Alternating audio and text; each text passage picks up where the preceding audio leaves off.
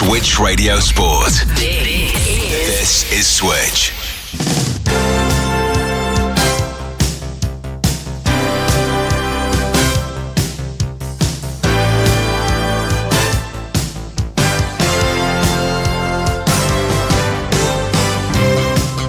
Worcester City win that game and they will be in Division 1 Midlands next season. Chance in Paul Job's got chance in the penalty, gets shot in and goes to the back of the net, and Cheyenne Jarvis gets the second goal for Leaford Athletic this afternoon, found space in the 6-yard box. Back to the edge of the penalty area with the pass, crossing towards the back post, headed goalwards and in! That's a great shot from De Castro!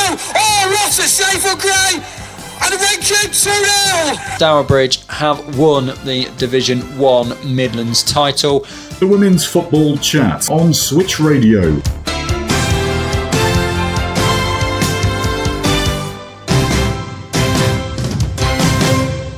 Good evening, welcome along to this week's episode of the Women's Football Chat. My name is Chris Gadsby. I'm here every week bringing you the very latest from the third and fourth tiers of women's football here in England. That's the FA Women's National League, this show dedicated to those 6 divisions and the 72 sides within them. We are now within a month of the start of the 25-26 season, but this week has been a little bit quiet on the news front. We've had plenty of pre-season games, some of which have been recorded, some haven't, and we are now, as I said, just ticking down towards the start of the new season. Plenty of player transfers, but not a huge amount in terms of new news for the FAWNL. Let's then run down some of those results from the last 7 days. These are the recorded results for Sunday.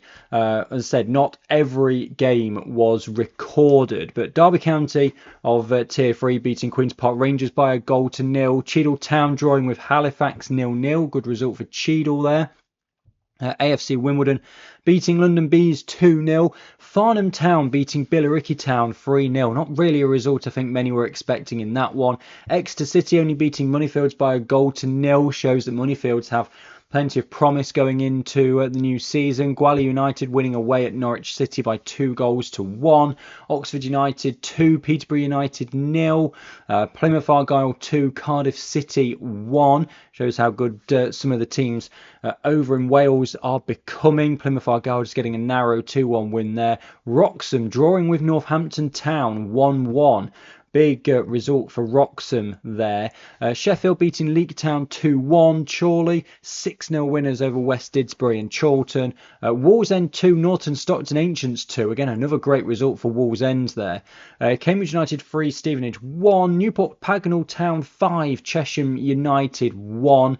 Chesham United will be hoping for some better results in the rest of their pre-season games. Fulham 2, Leyton Orient 0. Rugby Borough beat Luton Town 7-0. There's your kind of upper tier 3 to just getting into tier 4 difference there. Milton Keynes Dons losing to Watford 5-0, and Swindon Town beating Loughborough Lightning by 2-1. Great result there for the side in Division 1 South West. Loughborough Lightning, of course, just got promoted to the Northern Premier Division last season. Of course, pre-season doesn't really mean a great deal. We've got a load of new players coming in, new systems where there's new managers. Perhaps the trials haven't all finished. It's not a finalised squad. So you have to take all the pre-season games with a little bit of a pinch of salt. And it won't be until the 17th of August and those opening league fixtures that we really get to see where teams are. And perhaps even the midweek game after it, the opening group game of the Cup, where you've got Tier 3 against Tier 4 in the majority of places, some PGA sides as well.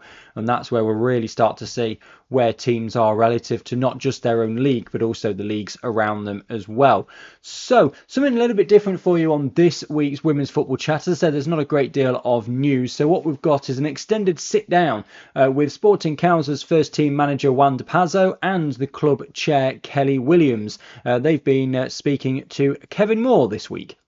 Okay, joins our switchboard. We've got Juan, Dopazo, and also Kelly Williams from Sporting Khalsa. Juan, congratulations on the appointment, becoming the women's first team manager. But Juan, when the role became available to you and the vacancy was announced, what was the main areas you wanted to focus on yourself on a personal point of view to enable you to prepare and submit a successful application? Because it's all about getting shortlisted first, isn't it, Juan, to begin with? Yeah, I think I had an advantage when I made the application by being here last season as first team coach. I already knew, and we had even chat with Andy before he let us know he was stepping down, some of the areas that we needed to improve for this season. So in terms of the application, it was quite easy what areas we wanted to improve, and I think that helped me massively. In terms of my application, one of the things that we discussed was fitness. We needed to improve that and add in an extra session a week, which is something that we started to do. Also, we talk about sports psychologists being involved, and now that's something that is coming into Khalsa. We're going to have a sports psychologist working with the team, doing models for the players every 6 weeks, every other month.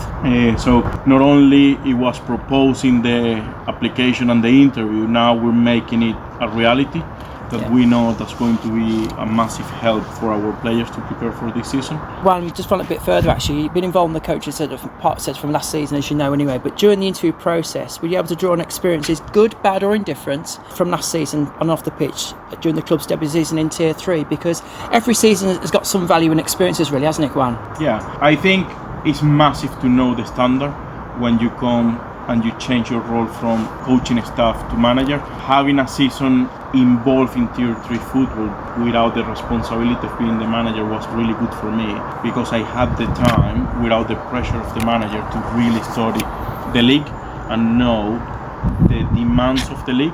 So it was really helpful for me to now understand, one, what players we needed to keep in the club, two, what areas we needed to strengthen going forward. And that's why these 5 weeks now that we have been back to training, it has been really smooth in terms of training and also the work of the pitch, because we exactly know what we need to achieve success this season again with Khalsa in Tier 3. So bizarrely, Juan, in a positive, last season was a good sort of almost a preparation for what your role is going to be this season, because you've had that time to step back a little bit from the limelight and assess the entire league, assess the entire T3 situation, and that can hold you in good stead for this campaign forthcoming. I know it's going to be tough because, let's be real, I think the good teams are getting even better. Wolf situation of getting more professional contracts, they're going to make them a better team in terms of challenging for the league. It's more the norm now, isn't it? Exactly. Burnley going full time completely now with the manager they hire is a game changer. Exactly, it's a high profile appointment. So, but at the end, we know our reality as a club. We know what we want to achieve. So it's good in terms of the women's game that things are moving forward that way, and Tier 3 now is starting to have more professional teams. That's really good for the game. For us, it's challenging, but also I think it's a privileged place to be, because even for these players, that some of them they are not chasing to play full-time football, it's a magnificent challenge every week to be in a league like this. So I think what we need to do is, we want to secure that we stay up, but also we need to enjoy the journey of this season, which is going to be exciting for us. Kelly, no doubt the work behind the scenes will be ongoing. Probably like myself, actually, I don't get much time off as soon as the football season finishes. But when the previous season was completed, apart from working and appointing Juan, what other work have you been prioritising for the first team in preparation for the 25-26 campaign? Where'd you start? I mean, obviously being in close contact with Juan and the staff, and dealing with the youth teams, everything really. So obviously just trying to improve things on the pitch and off the pitch. Obviously off the pitch is obviously my area as well, but just trying to add things we needed on the pitch, off the pitch as well. Try and keep working on that kind of the funding side of it in terms of sponsors, etc., which is still always work in progress. So just a bit of everything really, but obviously no break, but we have to keep working hard until it's actually set in stone and it's there, because we need to we need everything. We need everything off the pitch as well as on the pitch, and it can't happen without either. And aside from that as well, Kelly, I mean, I know the work that's going on with the under-18s. Great setup there, yourself and Chris Williams as well. That work is ongoing as well, isn't it, really? But with the recruitment of the players in the under-18s, I've seen the adverts recently on socials. That's ongoing recruitment work, really, isn't it, really, Kelly? But will the group get opportunities this season to try and link in with the first team as well? Is that part of the bigger picture for the club, is it? Yeah, it's always been the way. Obviously, we had our 23s last year. We've had them for 8 to 9 years, but this year we've gone with a slightly different model. There's always involvement. There's players that train with us as well, the ones that are kind of need that. We want to look at them, we want to give them exposure, and we think it's it's really good opportunities for them. So yeah, the 18s are looking really good. I think they're near enough there with recruitment, and we've had a lot of inquiries, which is really positive, and we're proud of that kind of pathway that we've got and we've had for years, really, that's kind of given players the opportunity to step up and play now tier 3 where it was tier 4 before that, and they're getting that exposure, but we're obviously looking after them as well at the same time, because that's important that they're not just thrown into stuff. But some of them are really, really good, aren't they? And there'll be more and more come through over the next few years. That's great to hear. Going back to you for a moment, actually, I mean, the squad is starting to take shape. I know it's still early days. Here we are in the early stages of the pre-season part of the schedule before the actual league fixtures. We'll talk about the league in a bit more detail in a moment, actually, Juan. But still lots of player movement, as we know, across the West Midlands, across National League clubs. It's part of the nature of this part of the year, really, isn't it, to be fair? But has it been difficult? Has it been a challenge? Or has it been exciting at the same time? Try that balance between you want to sort of tactically deliver on the pitch, your patterns of play, trying to explain to the current squad you've got what you're looking for the forthcoming season, but also try and keep tabs on players who might want to come and trial with you or see what you're trying to do as a club, because I'm going to use the phrase here, spinning plates. You're trying to get things ready on the pitch, but also set up other things as well. Has that been quite demanding at times, or is it quite a challenging but exciting period as you as a manager to take on this work anyway? It's demanding because, as you said, we got players probably coming every week they are new players. Yeah. That doesn't mean they are signed, but with inquiries we are receiving 3-4 new players each week contacting us to come and have a chance to come to training. We are a club that we are happy to assess players and obviously give them a chance if they are good enough for the level. Yeah. But we haven't stopped the things that we want to work on, because at the end the priority is our end product, and we need to be ready for Stoke the 17th of August. That's the main thing. Mm-hmm. So we have been working on the things that we need to in terms of tactics, in terms of how we want to play, and the new players coming in is trying to adapting them to what they want, what we want. And it's also a good way to know if they will fit the system, because in fairness, some players might not be the right fit for us, we might not be the right fit for them. So it's finding that balance that they are happy to sign, but we are also happy to sign. Really challenging sometimes, because for example today, second half, the 3 midfielders that we had, it was the first time they played for us, and they have only been in a training session once for us. So we said, well, that is what pre-season is about, is giving them the chance to show how they are as players, giving them a bit of an introduction of how we want to play, and see if they fit into the system. And to be honest, those 3 players today did really well. So for someone who hasn't been here at all. So carrying on from what you just mentioned there as well, Juan, and a general question for both you really, Kelly and Juan, been changes this season to what you expect in terms of the National League Cup and the Plate. We got voted in by the National League, some changes to the format with the group stages and knockout stages later on, both National League Cup and the Plate as well. What's your general thoughts on it? Is it? It's obviously a new thing for all the clubs this season. It got voted in, so the league wants to try it this season. Is it a hindrance, and is it going to be interesting? I mean, on the face of it, it does provide every club an opportunity to utilise their entire squad, saying these games gives every player an opportunity to play some cup and plate football at some point during the season. What's your general thoughts on the restructure of the cup and the plate competition this season, Kelly? I don't know whether we'll be aligned or different. There's pros and cons, isn't there? I think pros are that no one's knocked out straight away, so there's a bit more in there for players, and if you've got a big squad and and you need to move people around and stuff, and give people the opportunities, it's great. So, I think it'll be just, how we get on with that type of thing. I think there's some things that were obviously contentious, which was obviously the PGAs coming into there, and also the fact that the PGAs couldn't play at home as well, which means that obviously the costs, I think they're going to have going to have a meeting about that anyway, but I think that was something that was quite contentious really. Who's paying the cost for that, etc. I think it all depends on how healthy your squad is, isn't it? Because it can really help big squads. It can keep people happy, keep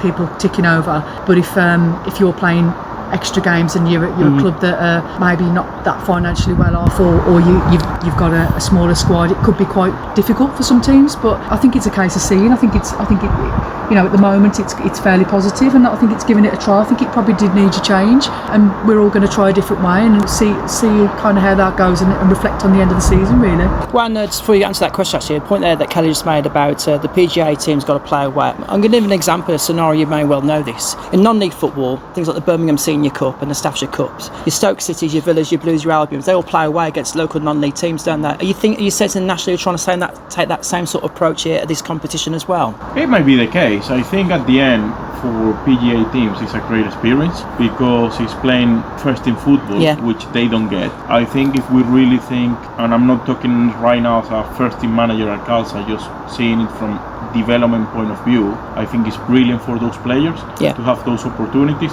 Even if they lose the 3 matches, it's just an opportunity to play against first team players, which they are not getting used to. And I think that only will help the women's game to keep growing. So I think it's a great opportunity for those clubs to have those experiences that they don't get before. In terms of attracting people to the stadiums, could be also a good thing.